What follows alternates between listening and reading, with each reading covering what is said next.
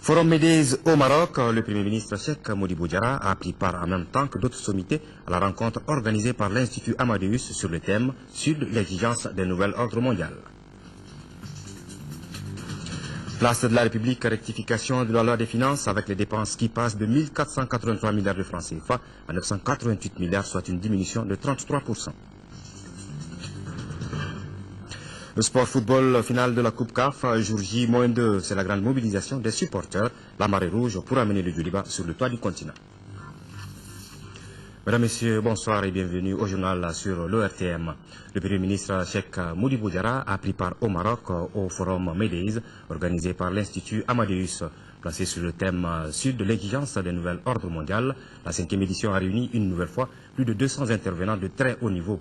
Le chef du gouvernement malien a animé avec d'autres intellectuels un panel qui a porté sur la problématique comment faire de l'Afrique le continent du 21e siècle. Cheikh Modibo Diarra a saisi cette opportunité pour faire le point de l'évolution de la situation au Mali. Envoyés spéciaux, Abouakar Traoré, Ibrahima Traoré. Le Forum Médèse entame la 5e édition de son rendez-vous annuel à Tanger, porte du Maroc sur l'Europe et le monde. Les Médèse, ce sont 4 jours de débat d'actualité autour de problématiques géopolitiques, économiques ou sociales, touchant aux défis majeurs du Sud et son interactivité avec le Nord. L'un des invités d'honneur des Médèse 2012, le Premier ministre Cheikh Modibo Diarra, s'est illustré dans le panel qui a porté sur le thème « Comment faire de l'Afrique le continent du siècle ». Avec la bonne gouvernance, avec la bonne gestion de la ressource humaine, avec la transformation de nos ressources naturelles, avec une politique qui va donner priorité aux échanges de commerce entre nous, Africains, et ensuite en nous assurant que nous avons la paix et la sécurité pour nos concitoyens, je suis convaincu que le 21e siècle sera le siècle de l'Afrique. Comme on pouvait s'y attendre, le dossier Mali s'est vite invité au débat. Le Premier ministre a fait le point de la situation en rappelant notamment les efforts entrepris par les autorités maliennes pour une sortie rapide de crise. Devant un parterre de journalistes venus du monde entier, Cheikh Modibo Diarra a surtout salué la solidarité de la communauté internationale, très mobilisée pour aider le Mali à reconquérir son territoire occupé. Le Mali a depuis la première édition toujours été présent ici à Tanger à l'occasion de ses travaux, à l'occasion de ses réflexions. Malheureusement, je dirais, il est aussi cette année, mais pour d'autres raisons. Malgré que je pense qu'il ne s'agit pas uniquement de la question de l'intégrité territoriale du pays, mais c'est toute la stabilité et les enjeux sécuritaires dans la région sahélo-saharienne qui seront discutés cette année à l'occasion de cette 5e édition des Médèse. Les Médèse 2012 regroupent plus de 200 intervenants de haut niveau, notamment des chefs de gouvernement, décideurs politiques, chefs d'entreprise, représentants d'organisations internationales ou de la société civile. Le Premier ministre revient sur le plateau ce samedi pour donner son point de vue sur le rôle des acteurs régionaux et les grandes puissances dans la gestion de la situation dans la bande sahélo-saharienne. Cheikh Modibo Diarra a également dans son agenda des rencontres bilatérales. Justement, le Premier ministre est arrivé cet après-midi à Rabat pour rencontrer certaines autorités du pays et la communauté malienne vivant au Maroc.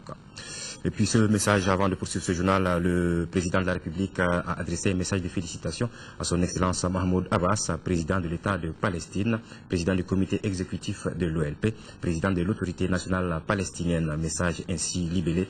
La célébration de l'anniversaire de la proclamation de l'État palestinien m'offre l'heureuse occasion de vous adresser ainsi qu'au peuple frère ami de la Palestine, au nom du peuple du Mali, à mon nom propre, mes très vives et chaleureuses félicitations.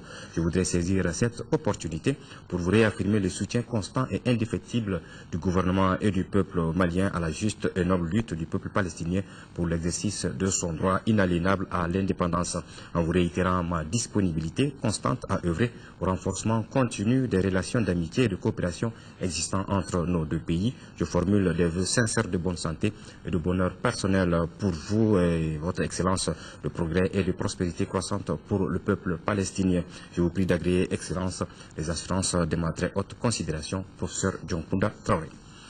Place de la République à présent, la loi des finances rectifiée. Les dépenses passent de 1483 milliards de francs CFA à 988 milliards dans le budget rectifié, soit une diminution de 33%. Les députés ont aussi adopté les projets de loi sur le financement du programme Village millénaire et celui portant accord de financement de la ligne de crédit pour la Banque malienne de solidarité, Alpha Maïga. Exercice de routine ce jeudi 15 novembre 2012 à l'Assemblée nationale. Pour cette session de la 4e législature, les députés ont échangé tout d'abord sur le projet de loi portant financement du programme Village du millénaire. En face des élus nationaux, le ministre de l'Environnement et de l'Assainissement assurant l'intérim de celui de l'Agriculture. Le Village du millénaire, c'est comme ramener les OMD sur terre. Parce que quand on parle d'OMD, les gens pensent que c'est trop loin. Il s'agit de développement et la pertinence de ce programme, ça se retrouve au niveau de la mise en œuvre de notre cadre stratégique d'accélération de la croissance et de réduction de la pauvreté. Ainsi, le projet de loi a été voté sans députés pour et 0 contre. D'un montant de plus de 4 milliards de francs CFA, le projet va bénéficier du financement de la Banque islamique de développement et le Fonds de solidarité islamique pour le développement. Le second projet de loi soumis aux députés, c'est celui relatif à la loi des finances rectifiée. L'ensemble des députés présents ont voté pour. Les recettes qui étaient à 1342 milliards au budget initial ont été revues à la baisse pour 943 milliards.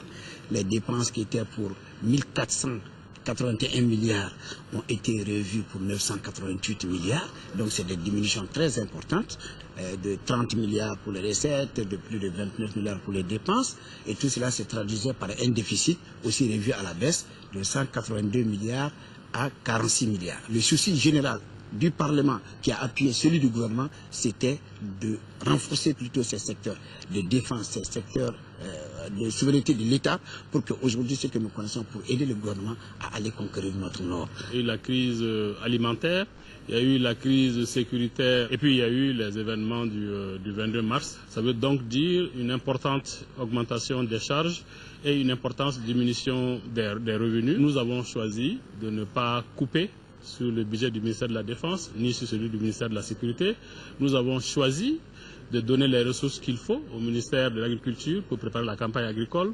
Nous avons choisi de donner les ressources qu'il faut au ministère de l'Action humanitaire pour secourir les personnes en difficulté.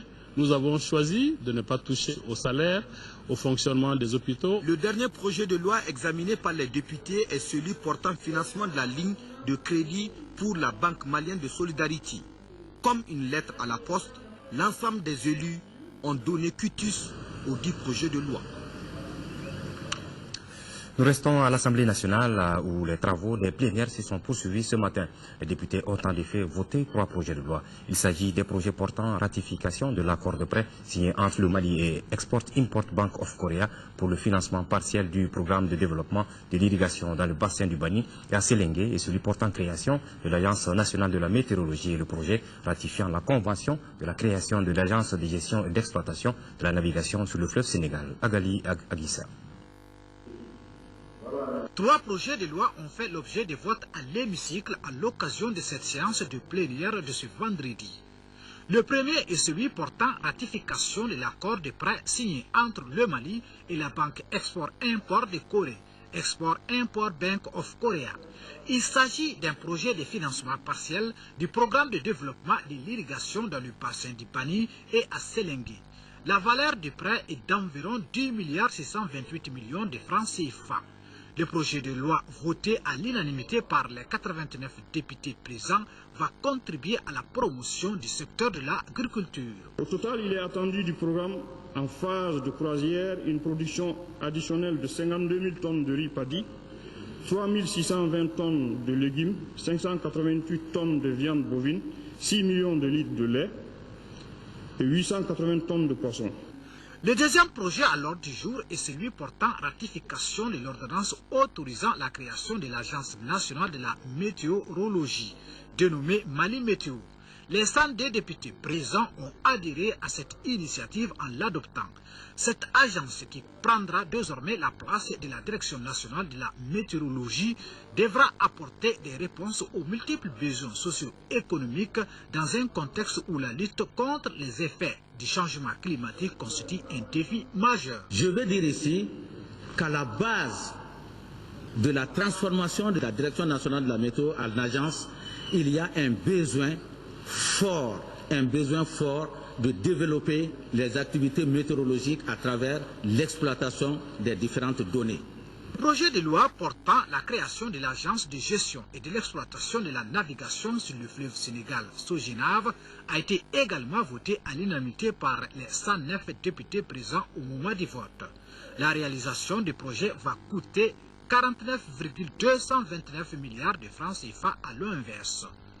Le projet va permettre l'aménagement et le balisage de 905 km entre Saint-Louis au Sénégal et Ambi-Dedi au Mali, la construction des ports fluviaux-maritimes dans ces villes et des espaces d'escale dans plusieurs villages riverains du fleuve situés dans les pays membres de l'OMVS.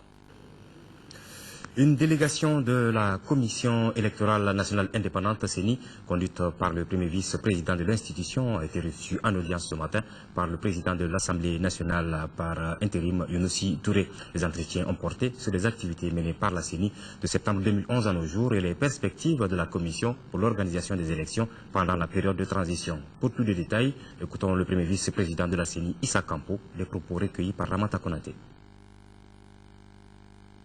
La CENI, la Commission électorale nationale indépendante, est venue en séance d'information au niveau de l'Assemblée nationale pour expliquer à l'Assemblée nationale ce que la CENI a eu à faire de sa mise en place en septembre 2011 jusqu'aux événements du 22 mars 2012 et à partir du 22 mars jusqu'à maintenant ce qu'elle a eu à faire et aussi ses réflexions, ses perspectives pour l'organisation des élections pendant cette transition. Ce qu'on peut retenir, c'est que la CENI va participer au comité de pilotage de l'audit du fichier électoral qui est en cours et nous espérons qu'au sortir de ça, le gouvernement va choisir un fichier qui permettra d'aller aux élections pendant cette transition. Les rideaux sont tombés hier sur les travaux de la conférence régionale qui avait pour thème « Dialogue des partis politiques sur l'architecture de la sécurité régionale en Afrique de l'Ouest ». Après s'être mieux outillés sur la question sécuritaire, les représentants des partis politiques déclarent solennellement leur détermination à être des acteurs actifs dans l'élaboration et la mise en œuvre des politiques sécuritaires au niveau local, national et régional. Daouda Sidiki Diarra. Après avoir échangé sur les normes de sécurité régionale en Afrique de l'Ouest, les représentants des partis politiques venus de plusieurs pays de la CEDEAO, du Cameroun et de la Guinée équatoriale s'engagent à mettre en place une plateforme de partis politiques. Ils s'engagent également à entreprendre des actions en vue de la réalisation des objectifs de gouvernance politique démocratique. Ces concertations qui se font entre partis politiques au niveau régional sont plus qu'utiles aujourd'hui. Parce que vous savez, les questions qui nous interpellent aujourd'hui en tant qu'hommes politiques, c'est vraiment comment nous pouvons, tout en restant ancrés à l'échelle nationale, comment nous pouvons mieux gérer les questions locales, comment nous pouvons aussi nous mettre dans les perspectives régionales.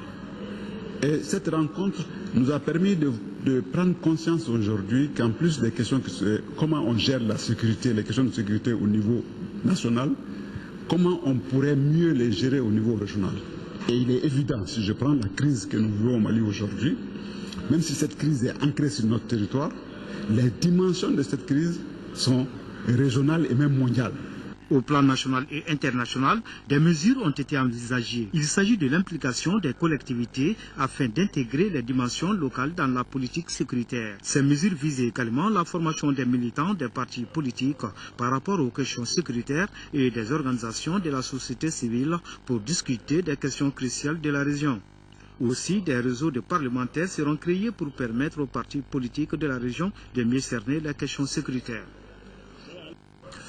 3 membres du gouvernement étaient en séance de travail avec les partenaires techniques et financiers du secteur de l'éducation. Au cours de la séance de travail, il a été présenté le document remanié du projet d'urgence d'éducation pour tous.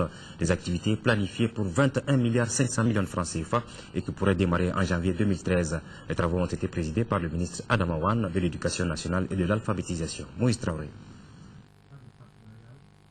Les activités du projet d'urgence d'éducation pour tous vont probablement démarrer en janvier prochain. C'est un projet de 1,5 milliard qui va s'étendre sur 3 ans. Le projet s'est repositionné pour essayer de prendre en compte prioritairement les besoins des enfants déplacés du nord vers le sud. Et aussi, il y a quelques activités comme la distribution de kits, de fournitures, qui seront continuées dans les régions même avec l'accompagnement de certaines ONG qui opèrent toujours. Son élaboration est en cours depuis 2 ans. Les événements de mars dernier n'ont pas permis la signature d'accords avec les partenaires techniques et financiers. Après les ultimes amendements, le projet va être présenté au Partenariat mondial pour l'éducation. Vous aviez, à travers des canaux plus ou moins efficaces, imaginatifs, trouvé les moyens d'investir, de continuer les activités dans les différents domaines qui ont bénéficié à nos populations, surtout celles qui en ont le plus besoin dans le nord de notre pays. À l'analyse de ces documents, nous avons senti la rigueur et la qualité du travail qui avait été fait au niveau de l'enseignement supérieur. Et l'accompagnement, tout ceci était issu des recommandations du Forum national de l'éducation au cours duquel la Banque mondiale a eu un rôle déterminant.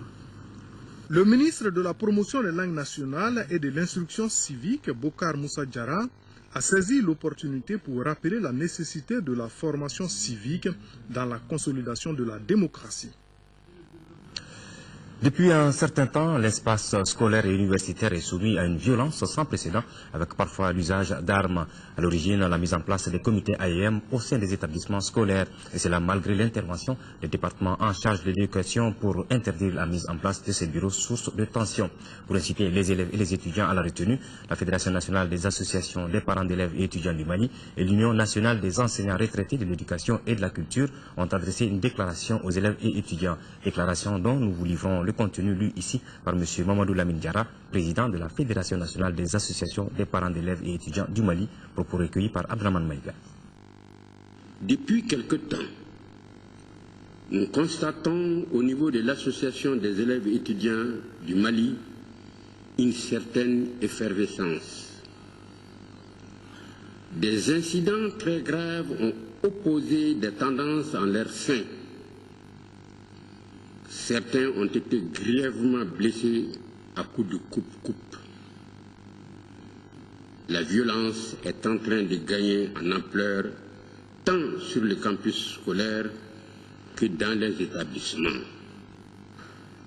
Compte tenu de la situation particulière grave que traverse le Mali, il serait souhaitable que le milieu scolaire connaisse un peu plus d'accalmie.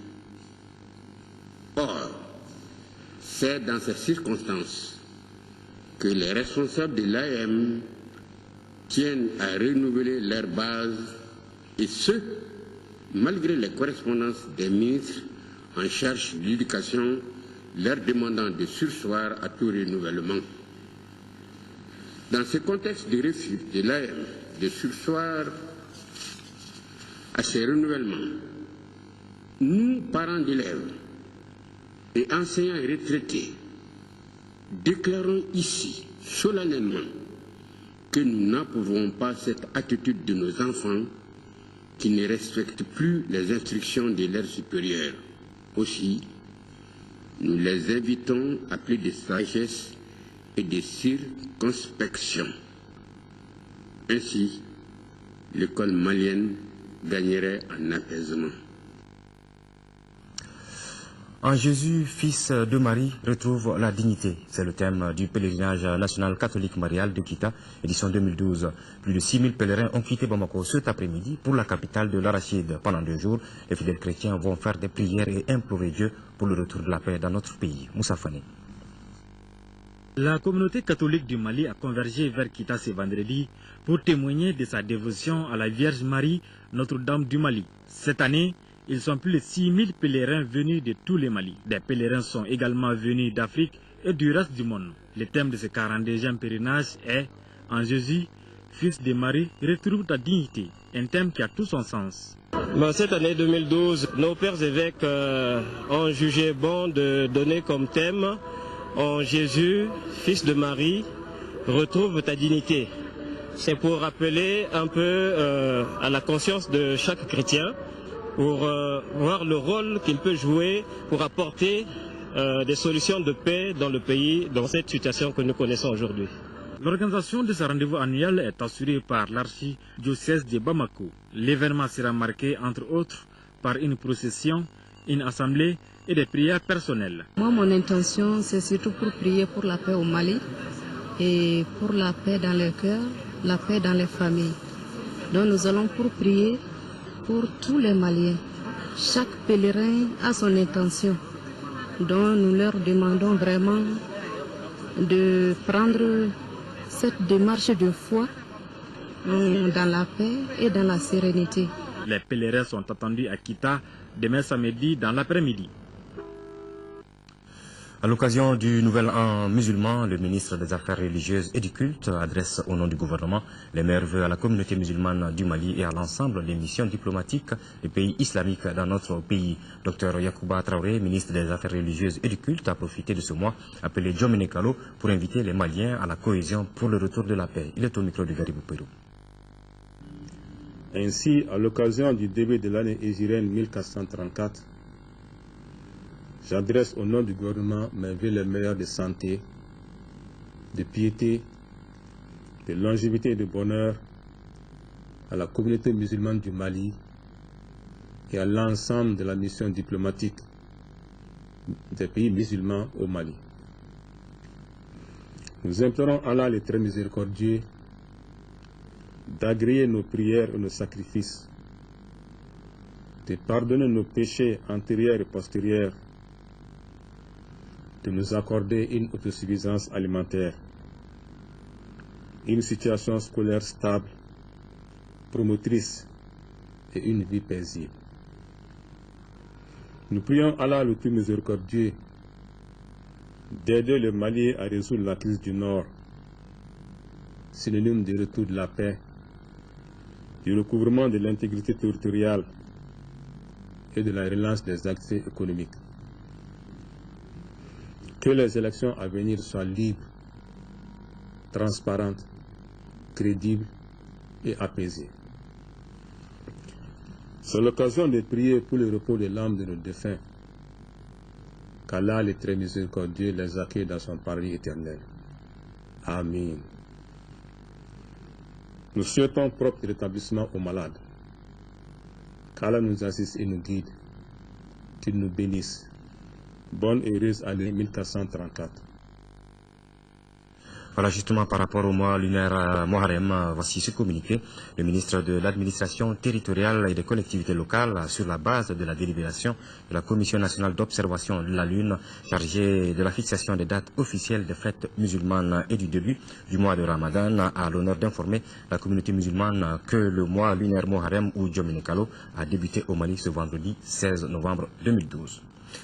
L'ambassadeur du Royaume de Belgique au Mali, Adrien Théâtre, a célébré la fête de son roi hier soir en compagnie de plusieurs membres du gouvernement et de diplomates accrédités dans notre pays. Ce 15 novembre était aussi la fête de la communauté germanophone en Belgique. L'occasion était donc bonne pour son Excellence de faire l'historique de cette journée avant de réaffirmer l'engagement de son pays à aider le Mali dans plusieurs secteurs de développement à travers de multiples programmes de l'Agence belge de développement. Abouakar Maïga. Au restaurant Balasogo du Parc national, ressortissants belges, membres du gouvernement, diplomates et autres amis de la Belgique célèbrent dans la convivialité le 146e anniversaire de la fête du roi belge.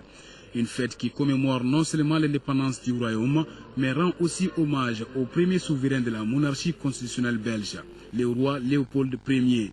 L'occasion était bonne pour l'ambassadeur belge afin d'édifier les publics sur l'évolution de la coopération belgo-malienne.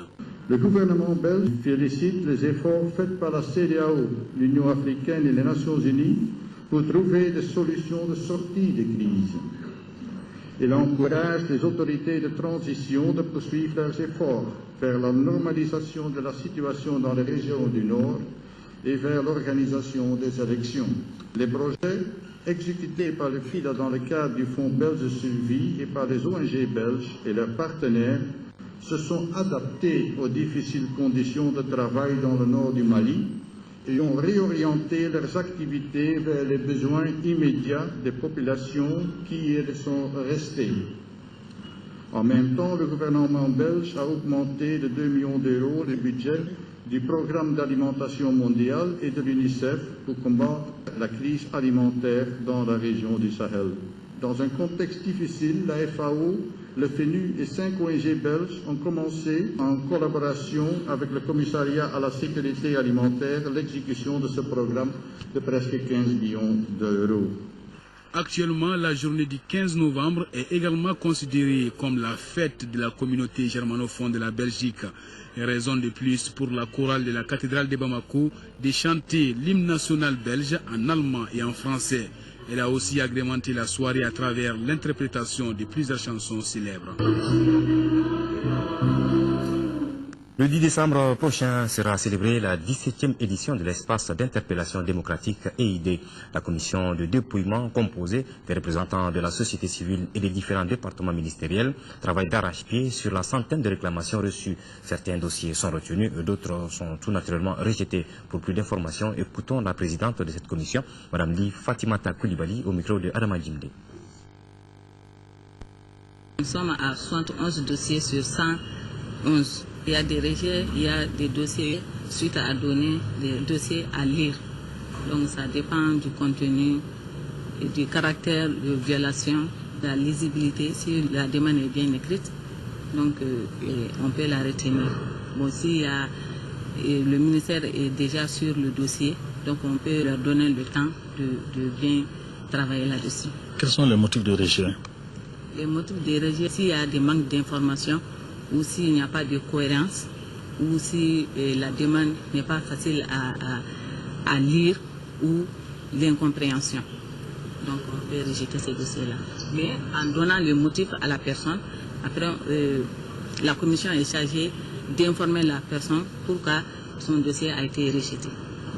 Quelle est la composition de la commission? La commission est composée des agents de l'État, les représentants de tous les départements ministériels, de la primature, de la présidence aussi et de la société civile.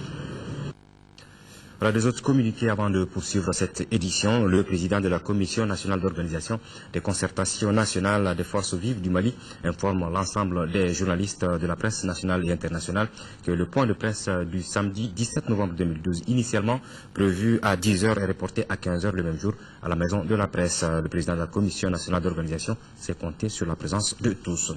Et puis le ministre de la Communication rappelle aux promoteurs de radio détenteurs d'une autorisation que le délai de mise en exploitation est de 3 mois. En conséquence, toutes les autorisations qui ne seront pas exploitées avant le 20 novembre 2012 seront retirées.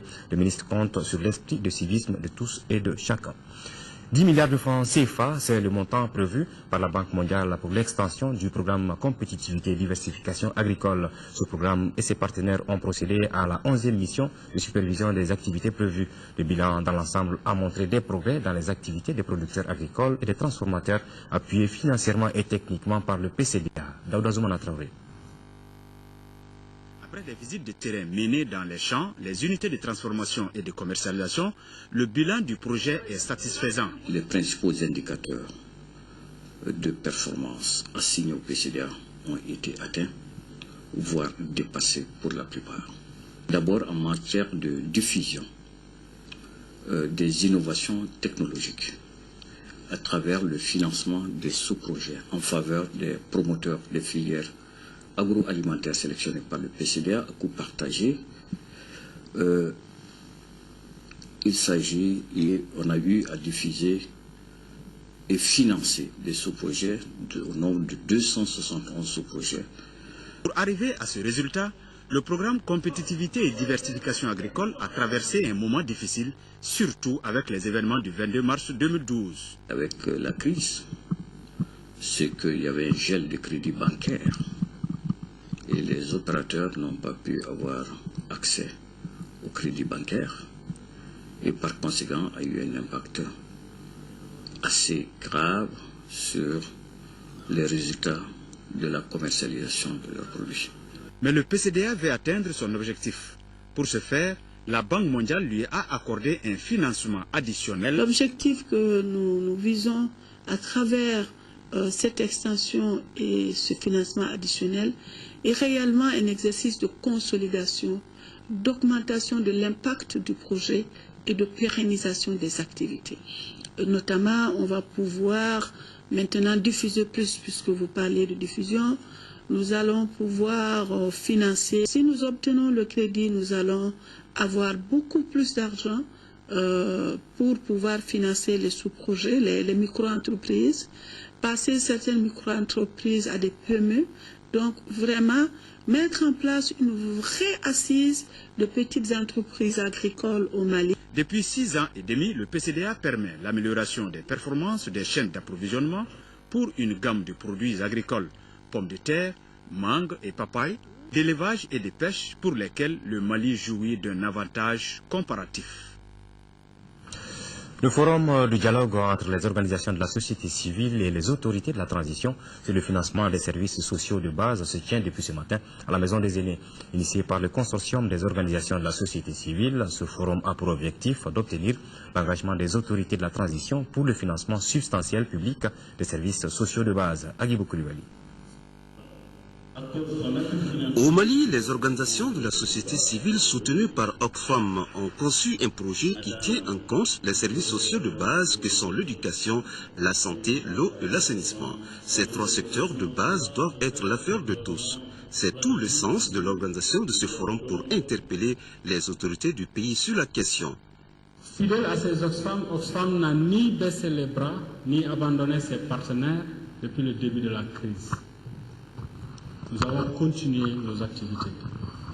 Nous sommes même dans les zones les plus difficiles aujourd'hui. Donc nous continuons à soutenir les organisations de la société civile qui sont partenaires et qui entendent saisir toute opportunité d'accompagner les plus hautes autorités maliennes pour reconquérir la confiance des partenaires au développement. Cet espace de dialogue interpellation est l'un des cadres qui offre cette opportunité unique de parler directement avec les autorités à travers des propositions concrètes. Je voudrais dire ici que nous sommes parfaitement en phase par rapport à ces préoccupations. Nous encourageons ces espaces et nous les soutenons. C'est pour cela que le gouvernement a mobilisé toutes les techniques qui peuvent répondre à vos préoccupations pour apporter le message du gouvernement et son engagement par rapport à la résolution des problèmes qui nous préoccupent tous. Au sortir de ce forum de dialogue interpellation société civile et autorités de la transition sur les services sociaux de base, des recommandations seront dégagées sur la problématique du financement, de la répartition et la gestion des ressources allouées aux services sociaux de base au profit de l'ensemble des acteurs. En 4e région, les membres du comité de suivi du contrat plan État-Office du Niger exploitant agricole ont tenu jeudi dernier à Ségou la 6e session de leur organe. Cette rencontre a permis d'examiner le rapport d'exécution du contrat plan 2008-2012 et de discuter des orientations du nouveau contrat plan 2013-2017. Brema Kone. L'Office du Niger a enregistré des résultats fort satisfaisants malgré les conditions difficiles liées aux événements du 22 mars 2012. C'est du moins ce qui ressort de la 6e session du comité de suivi du contrat plan État-Office du Niger exploitant agricole. Les membres du comité de suivi de cet engagement tripartite ont fait le point du contrat plan 2008-2012. 2 recommandations ont été faites. La première recommandation, c'est désormais d'introduire dans le document un tableau synoptique qui fait ressortir à la lecture de façon plus lisible ce qui a été fait, ce qui reste à faire et pourquoi ça n'a pas été fait et quels sont les partenaires techniques financiers qui ont financé et le montant de leur financement. En second point, il fallait élaborer un plan d'action annuel donc pour préparer l'avenant de 2013. Les entretiens du réseau hydraulique, la diversification des cultures, la gestion du foncier et la gouvernance ont été renforcés. Les attentes sont nombreuses en matière de sécurité alimentaire de nos populations. Nous devons tenir compte des préoccupations telles qu'elles sont vécues et ressenties par les populations et les exploitants agricoles. Les membres du comité de suivi du contrat plan ont également discuté des questions relatives à la finalisation des actions en cours et aux orientations du nouveau contrat plan 2013-2017. Au dire du PDG de l'Office du Niger, les activités de la campagne agricole 2011-2012 se sont déroulées normalement dans la zone Office du Niger avec une production de près de 680 000 tonnes de riz paddy, soit une hausse de 12% par rapport à la campagne précédente. Les populations vivant dans les zones sahéliennes du Mali pourront bientôt bénéficier de l'appui du programme d'appui à l'adaptation au changement climatique dans les zones sahéliennes. Le réseau Climat Mali, avec l'appui financier de la Norvège, vient de lancer un programme d'amélioration des conditions de vie des populations rurales vivant dans les zones défavorisées par la nature. Les populations bénéficiaires seront initiées à des techniques d'accroissement et de production, d'augmentation des revenus des producteurs. Le programme doit s'étendre sur les zones de Mopti, Ségou, Koudikoro et Kaye pour une durée de 18 mois et va coûter près de 475 millions de francs CFA. Raman Koulibaly. Ceux qui viennent nous aider à trouver à manger et à pouvoir bien vivre dans un environnement sain doivent être reçus avec la honneur. C'est ce que chantaient les populations du Bélédou, sorties massivement et motivées sous les rythmes du folklore du milieu pour réserver un accueil de grande fête aux membres du réseau Climat Mali et les représentants des structures nationales en charge de l'agriculture et de l'environnement. Ces populations avaient raison de sortir, puisqu'il s'agissait du lancement d'un programme de développement, un programme d'amélioration des conditions de vie des populations rurales vivantes dans des zones défavorisées au plan climatique, programme d'appui à l'adaptation au changement climatique dans les zones sahéliennes. Le programme est piloté par l'ONG Mali Folk Center et financé par le Royaume de la Norvège à hauteur de plus de 474 millions de francs CFA. Ce programme va permettre d'identifier ici, c'est-à-dire en partenariat avec le réseau climat, c'est-à-dire l'ensemble, c'est-à-dire des initiatives et des innovations qui permettent d'améliorer le cadre de vie des populations. Les autorités locales et administratives du cercle se sont réjouies du choix de Kolokani pour la cérémonie de lancement de ce programme qui s'étend sur d'autres régions du pays, notamment Mopti, Ségou, Kaye et Koulikoro. Aux populations des localités qui vont bénéficier de l'appui du programme, le réseau climat demande la mobilisation totale autour des activités à mener. Le Royaume de la Norvège qui finance le programme, la représentante de son ambassade a rappelé aux autorités de ne jamais oublier de réagir au plan local pour soutenir les pauvres. Ce projet n'est qu'un parmi des milliards de petits gestes. Mais comme vous le savez, ces milliards de petits gestes mènent aux grandes démarches au service des générations futures. Le programme aura une durée d'activité de 18 mois. Sport, football, finale de la Coupe de la Confédération, jour J-2. La finale allait de ce dimanche entre le Djoliba AC et les Congolais de l'AS Léopard. Au stade du 26 mars de Irimadio se prépare activement. L'apport du 12e homme étant déterminant, le comité central des supporters du Djoliba AC est à main d'œuvre pour réussir une grande mobilisation de ses supporters. Al Jumatina. La qualification du Djoliba Athletic Club à la finale de la Coupe de la Confédération est mémorable. Remporter le trophée au soir du 25 novembre serait encore sensationnel et historique dans la vie du club. Pour la finale aller prévue ce dimanche à Bamako, tous les détails sont passés au pain fin. Dans la famille rouge, l'on s'active déjà à tous les niveaux pour réussir une grande mobilisation des supporters à la dimension de l'événement. Nous tenons de façon régulière des réunions de bureau d'abord au niveau du comité central. Et après ces réunions, nous tenons des AG, des assemblées avec les supporters. Et les supporters sont aussi informés à travers les antennes. Et je dirais aussi à mes supporters la devise qui n'oublie pas la discipline, qui fait partie aussi de notre devise. Communément appelé deuxième homme, les supporters ont toujours joué un rôle prépondérant dans les différents succès de nos clubs et de l'équipe nationale. C'est pourquoi le même enthousiasme, à savoir booster l'équipe à se surpasser à travers chants, danse, encouragement, doit prévaloir ce dimanche, comme ce fut le cas en 2009, lorsque le Salmanais de Bamako s'adjugeait la Coupe de la Confédération. J'étais là, j'accompagnais le stade. Cette fois-ci, il y a non seulement les délibistes, mais il y a aussi, je vous le disais tantôt, les stadistes plus engagés que nous. Vous vous rappelez que le président du stade a dit un jour que si le Djoliba est en Coupe d'Afrique, c'est lui le président. C'est très important. Je suis sûr que les autres clubs comme le stade, je le disais, le Real et les autres viendront. Le peuple malien est avec le Djoliba, on n'a pas de soucis. Tous à l'unisson derrière le rouge de Bamako le jour du match au stade du 26 mars. Ce qui pourrait permettre au Djoliba Athletic Club de prendre une marge conséquente sur AC Léopard du Congo.